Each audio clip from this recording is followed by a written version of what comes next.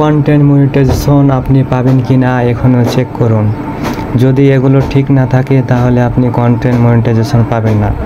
আপনাকে চেক করার জন্য আপনার এখানে আসবেন, আসার পরে এই যে দেখতে পাচ্ছেন এখানে 3 মেনু, এখানে একবার ক্লিক করবেন। ক্লিক করার পরে এখানে দেখতে পাচ্ছেন হেল্প অ্যান্ড সাপোর্ট, এই যে এখানে হেল্প অ্যান্ড সাপোর্ট আছে, এখানে ক্লিক করবেন। ক্লিক করার পরে দেখতে পাচ্ছেন এখানে সাপোর্ট ইনবক্স, এখানে ক্লিক করবেন। ক্লিক করার পরে রিপোর্ট অ্যাবাউট আদার্স, এখানে একবার ক্লিক করবেন। ক্লিক করার পরে দেখতে পাচ্ছেন এখানে আছে নো রিপোর্টস, মানে আপনাকে কেউ রিপোর্ট করেনি। এখানে ব্যাক নেবেন, ব্যাক নেওয়ার পরে ইওর অ্যালার্টস, এখানে ক্লিক করবেন। এটাও ঠিক আছে।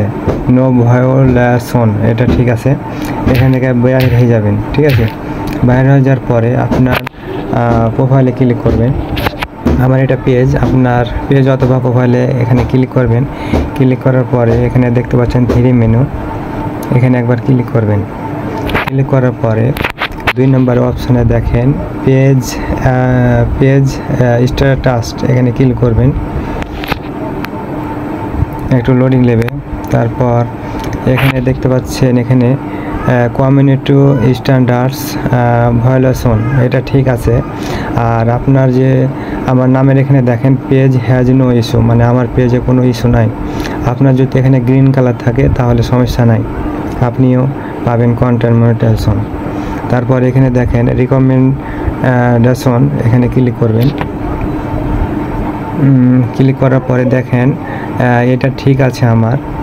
আর যদি আপনার এখানে কোশ্চেনও থাকে, রেকমেন্ডেশন যদি কোশ্চেনও থাকে তাহলে আপনি পাবেন না। এটা যেহেতু ঠিক আছে, আপনার যদি এভাবে ঠিক থাকে তাহলে কোনো সমস্যা নাই, আপনিও পাবেন। তারপরে এখানে মনিটাইজেশন, এখানে ক্লিক করবেন।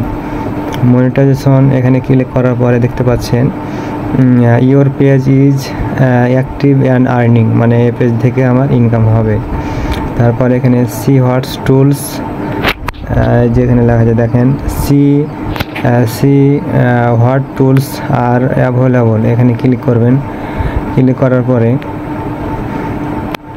দেখেন আমি কন্টেন্ট মনিটাইজেশন পেয়েছি, আমার এগুলো ঠিক আছে, তার জন্য পেয়েছি। আপনার যদি এগুলো যে বিষয়ে বললাম যদি ঠিক থাকে তাহলে আপনিও পাবেন কন্টেন্ট মনিটাইজেশন, এতে কোনো সন্দেহ নাই।